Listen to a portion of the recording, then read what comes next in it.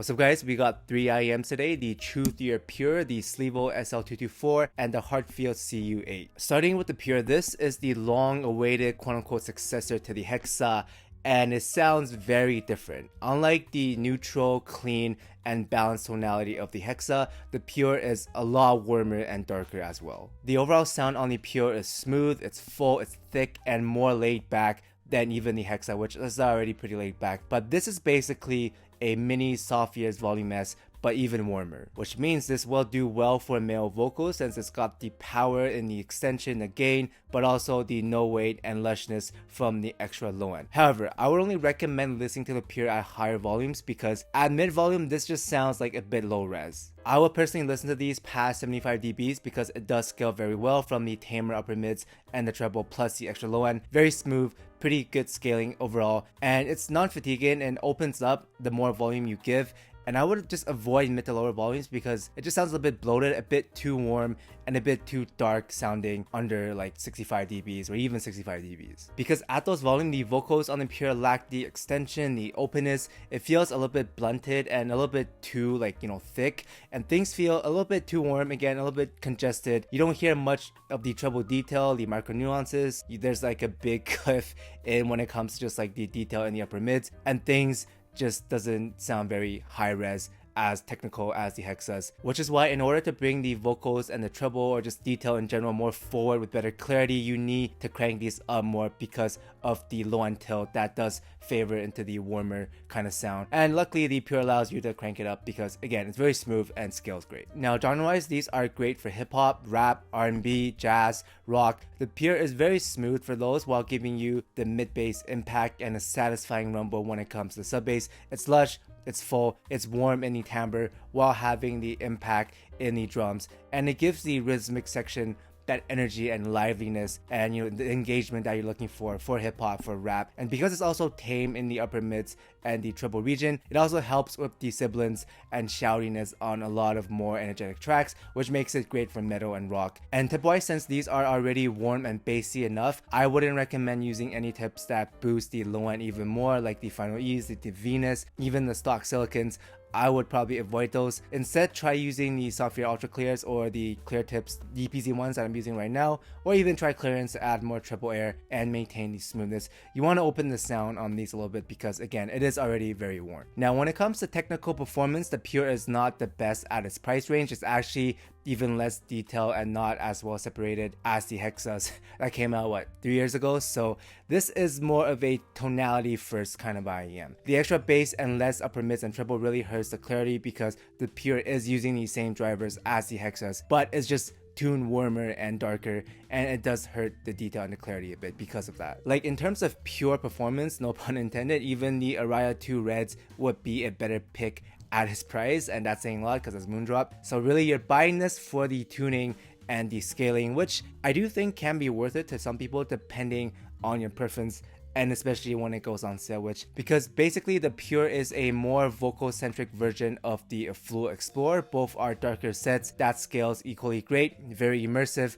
but the only difference is that the vocals on the Pure just pop out more while being a little bit warmer and less sub bass focused. So if you like the Explorer and you want a side grade that does the vocals better, then you're probably gonna like the Pure. However, if you're looking for technicality or value or just like a good all-rounder set in general, then I would probably go for the EW300 at $60 on sale if you want more bass, or even the Chinos and the HEXAs if you want a more neutral and clean playback. Because all of those will feel like the better bang for your buck when it comes to performance, because they're on the same price on sale, if not cheaper, but just better clarity, better extension in the treble, better vocals, and better layering in general. So in conclusion, is the Pure a better and improved HEXA?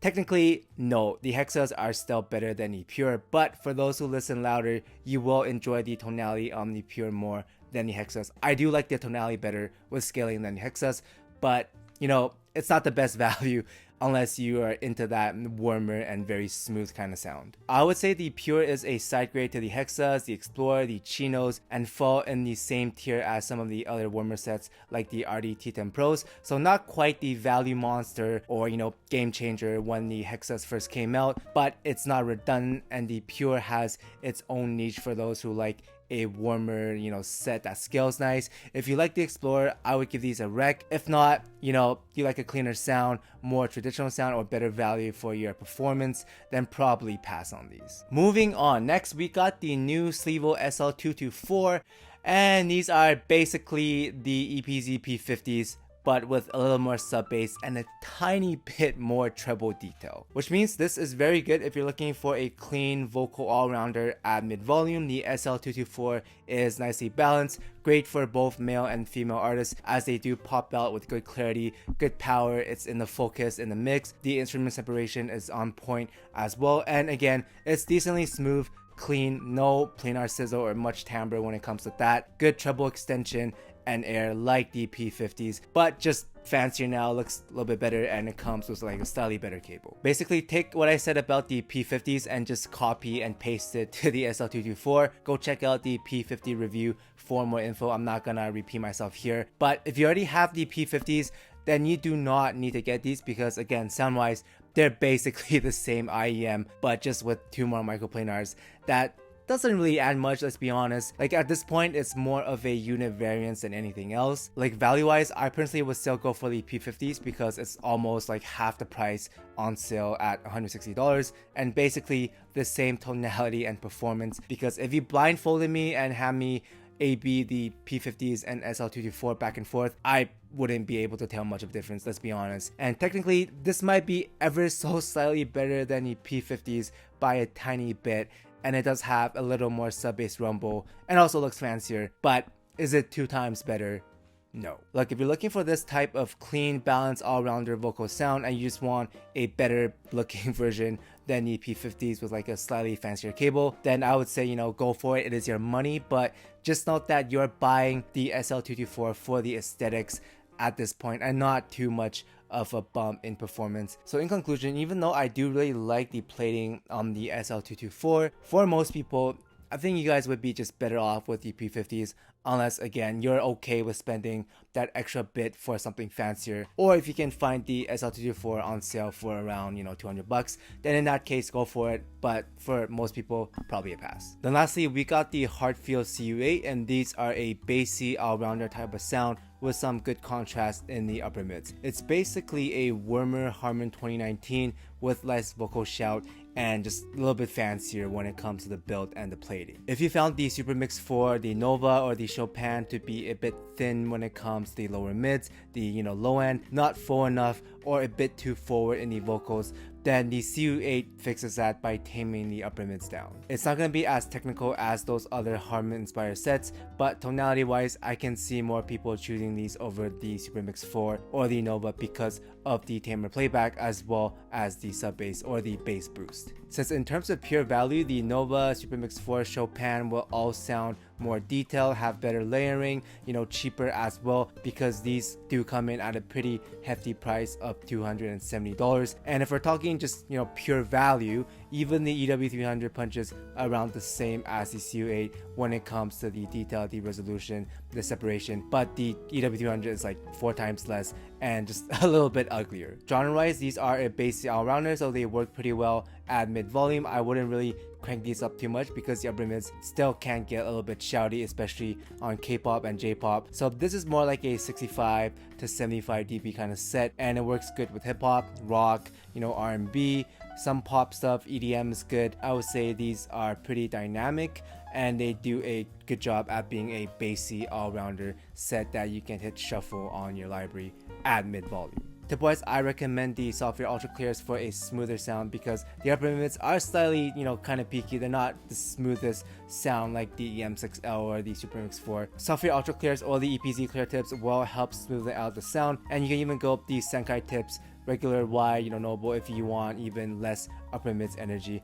I wouldn't really go too much bass on these because these are already, bassy enough, but it is an option if you want a even bassier sound. You can try the Venus Velvet Wides, but personally I like the Ultra Clears the best. In conclusion, you're not going to be buying these CU8s for the performance alone because it's not the best value. It's going to be more for the aesthetics and the overall package. And although I do dig the metal design and the plate design on these, the CU8 just doesn't do anything new sound wise, nor is it amazing when it comes to the value either. I wouldn't really recommend it sound-wise at retail because I do think it is a bit overpriced, even though it does look pretty slick. Now, obviously, if you're in love with design and you prioritize the aesthetics, then go for it. It is your money. What's valuable to me might be different to another person, right? But personally, I will wait for this to go on sale to at least under $200, ideally around $150, $170, since it's still a solid package overall, but it's just a little pricey given the competition, since you can get the Supermix 4, the No Vessel Pan all at around $150 or less, and then the EW300 is obviously $60.